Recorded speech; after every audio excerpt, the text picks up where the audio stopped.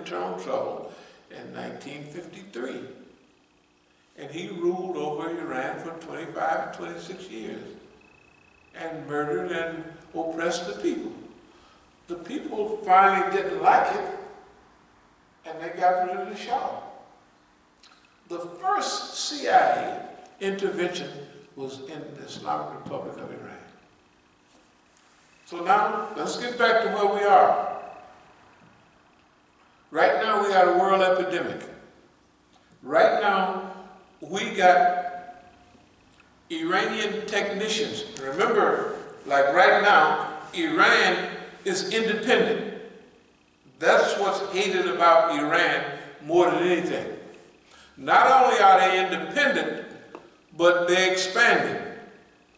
And when it says that their independence under all conditions, we can understand that whatever the enemy do to you at a certain time, it makes you bigger and smarter and stronger.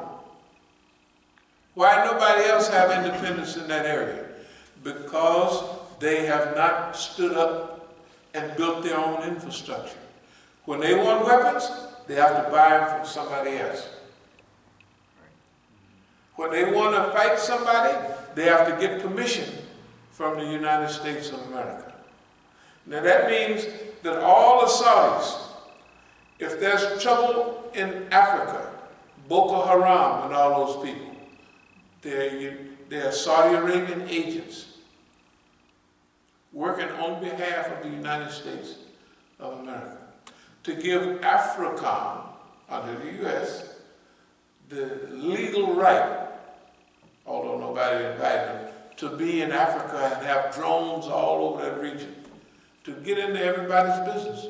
Why? Because Saudi Arabia and their ideology hire people all over the Muslim world to hate the rest of the Muslims, and they cause trouble all over the world. Therefore, when you see trouble in the world, right now, they just sent a couple of missiles to hit Riyadh in Saudi Arabia, just a couple hours ago. The Yemenis said that they hit America. They don't tell the truth all the time. They say that the missiles were stopped by the people just heard these loud booms, and they didn't hit the ground. Yeah, like in Iraq. So it don't make no difference. If the people can shoot them, they can shoot them more and more.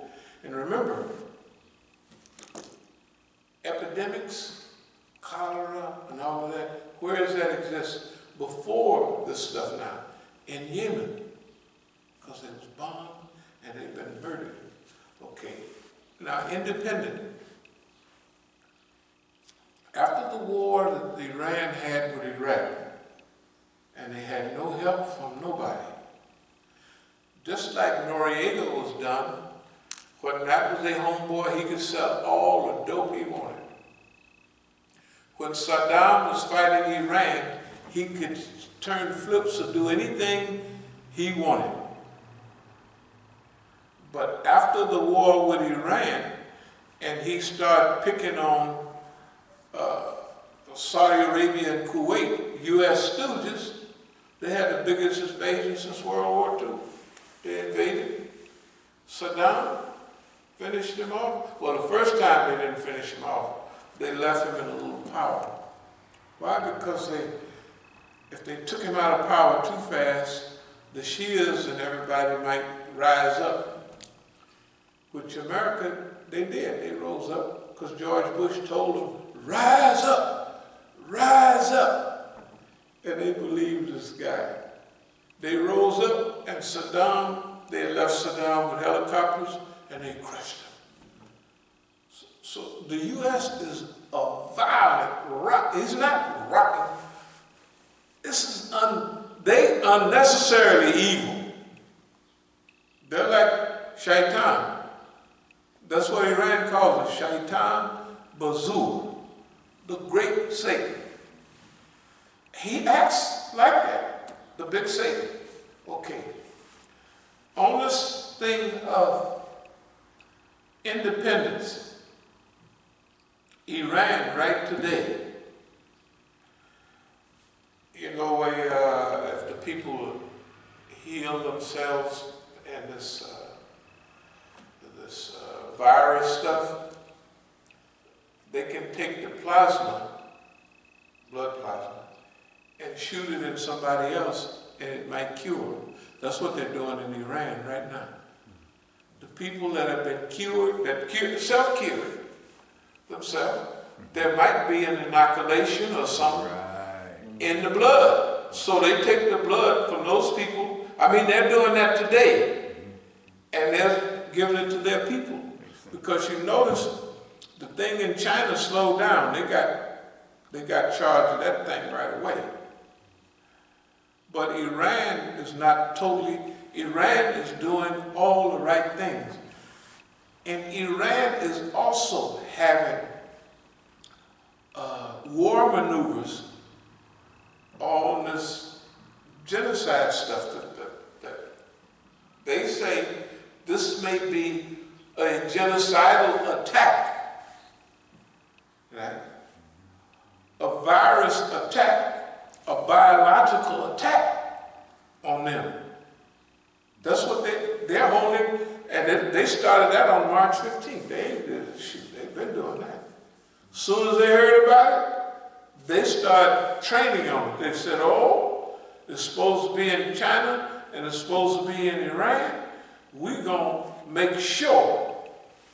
So they started their war maneuvers. I mean, biological warfare. Cleaning up everything, spraying everything, isolating everything, doing all of that right away before they did here in America. They started right away. That's why they're not, it's not France, but it's in Spain and in Italy is where they're having the most deaths right now. And now boss man here. So Iran, because of its truth, Allah protects their behavior and make them,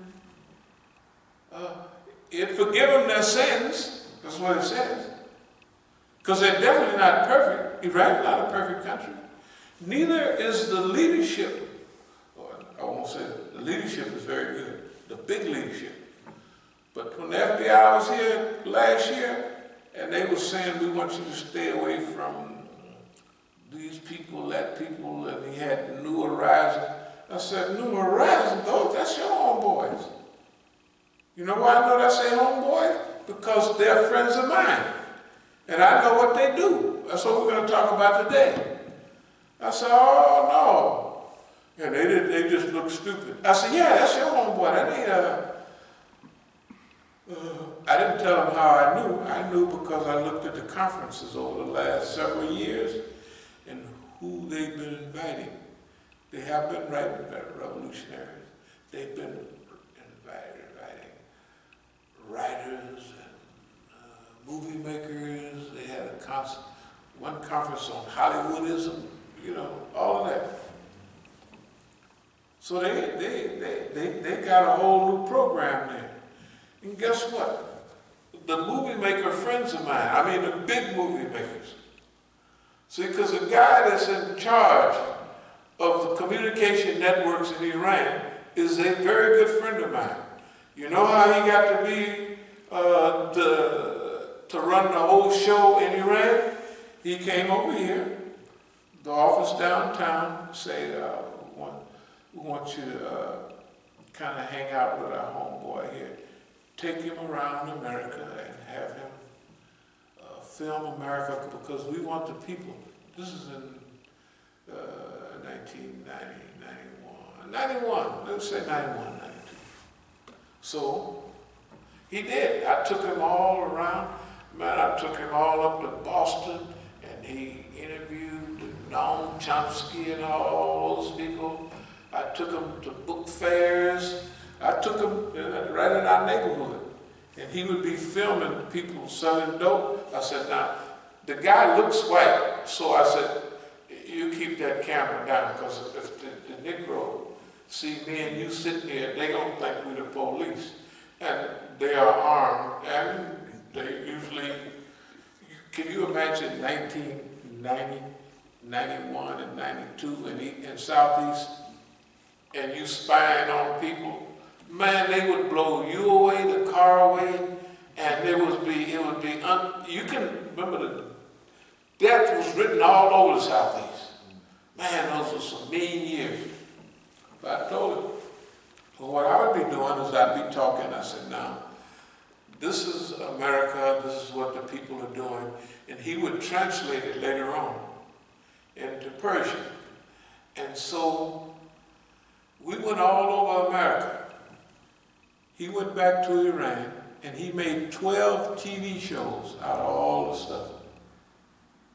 And he would translate what I was saying, and they made him the #1 guy in Iranian communication. They said that was good. So at that time, when I would walk down the street or go to a program in Iran, everybody knew me because they saw those 12 programs. They didn't forgot now. 30 years ago.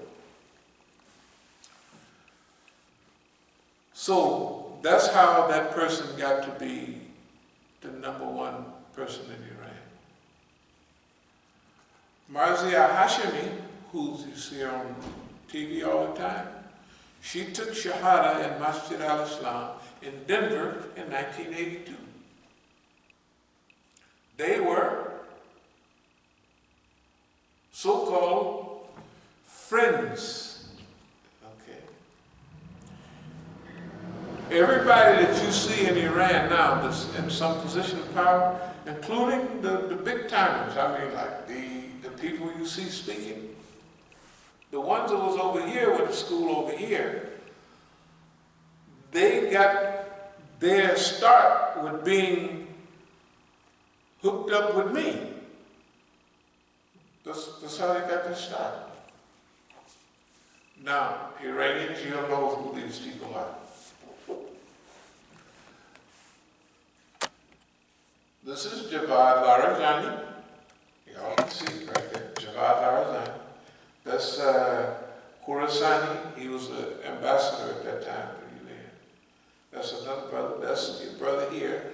This is one of the highest officials at Jaffa Sadiq University. Ayatollah Mahdavi Khani. He don't have a turban on because this is Niagara Falls in the back. And this is a program in Canada. And Aleb, if he went outside the program, he wouldn't wear his turban because people wasn't that turban around. You know, they wasn't. Sheikh Safarazi. This is Hossein Nadari. Hossein Nadari, and I want to talk to you a little bit about Hossein Nadari. Hossein Nadari is in Berkeley, right? And he kind of took over like after Brother Mujtaba, a very popular brother. A few years ago, I was at, let's say, I was in and around the Daftar, and so the brother over there, I'm not going to mention his full name, but you know, Abul Faz, he was there as he was. So he says, he's one of those pro-economy. We got to get our economy together, we got to do that. I said, that's the wrong thing. You don't worry about your economy, you get yourself together. He says, it was several years ago, he says, Hossein Nadari, yeah, I don't know. He said, I said, what happened to him? What's wrong with him? He said, well, you know, he's with Ahmadinejad. And he said, Ahmadinejad, if he's kind of then so is, I said, man, you can't do that. You can't do it. I said, we all started out together. You'll understand why I'm where I am right now when I tell you this. They broke up into little cliques. First, we were all together during the war and everything.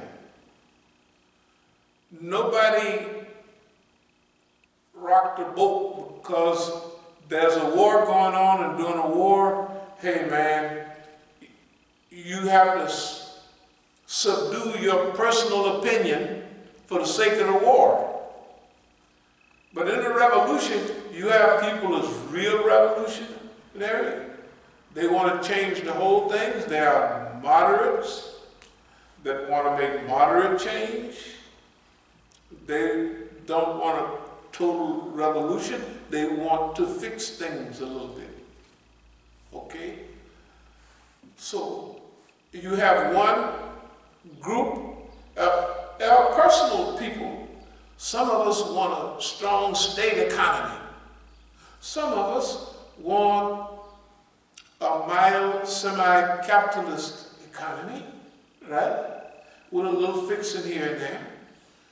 And some want almost a communist economy. You see what I mean? This is natural. After any revolution, that's the way it's going to be. Because see, everybody's not the same.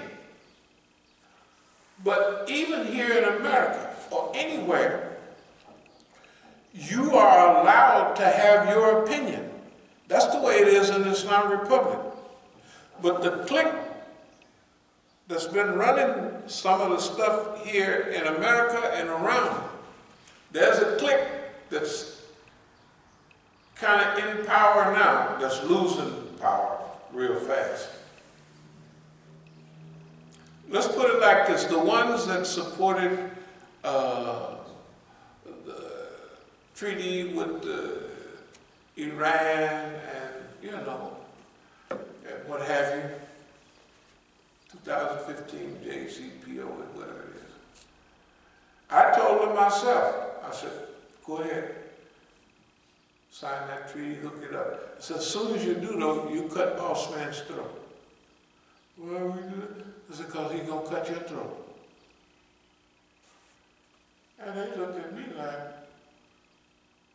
we can't do that. So the Iranians signed the thing, and they kept that part of the bargain. The United States never kept it in that part of the bargain. And then when Don came in, he threw the whole thing out. The whole world said, you can't do that. He said, I'm doing it. Even now, when this epidemic, he didn't put more sanctions on Iran with the epidemic than all been jumped off. I mean, he's still just no mercy, no kindness, no like, okay, we have a global situation, so we're going to relax so you can, at least your people can fix things a little bit. No, he didn't do that. So here you have, y'all probably heard the name Larijani. There's 4 brothers. One's the head of parliament. Javad Larijani was in Berkeley. These 2 were in Berkeley. Oakland is right next door to Berkeley. Our Masjid. Iranians used our Masjid for over a decade for all their big celebrations. The people would come from San Jose, from San Francisco, from Oakland, and Berkeley, and they would all come to our Masjid. When they had the Quds demonstrations, and they held them in San Francisco, all the people would come, and our Masjid was the headquarters.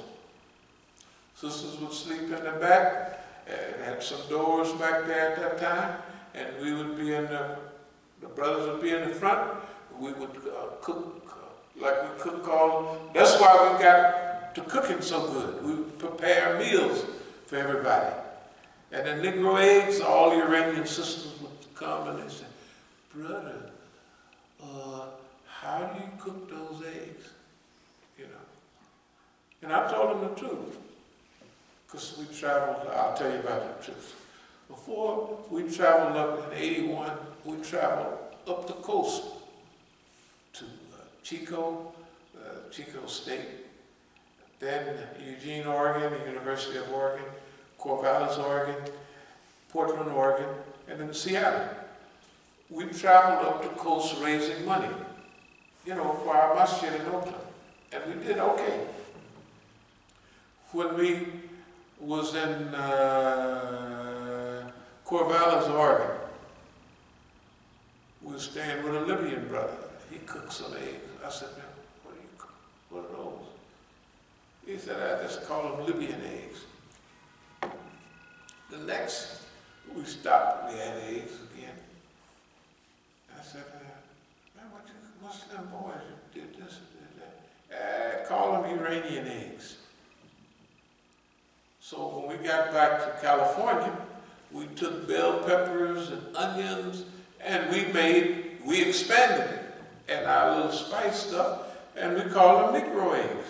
That's why we call them Negro eggs.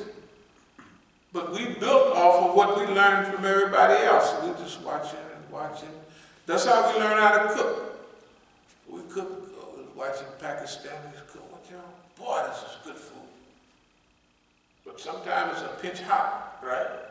So we had to Negroize it, right? Or what? Right?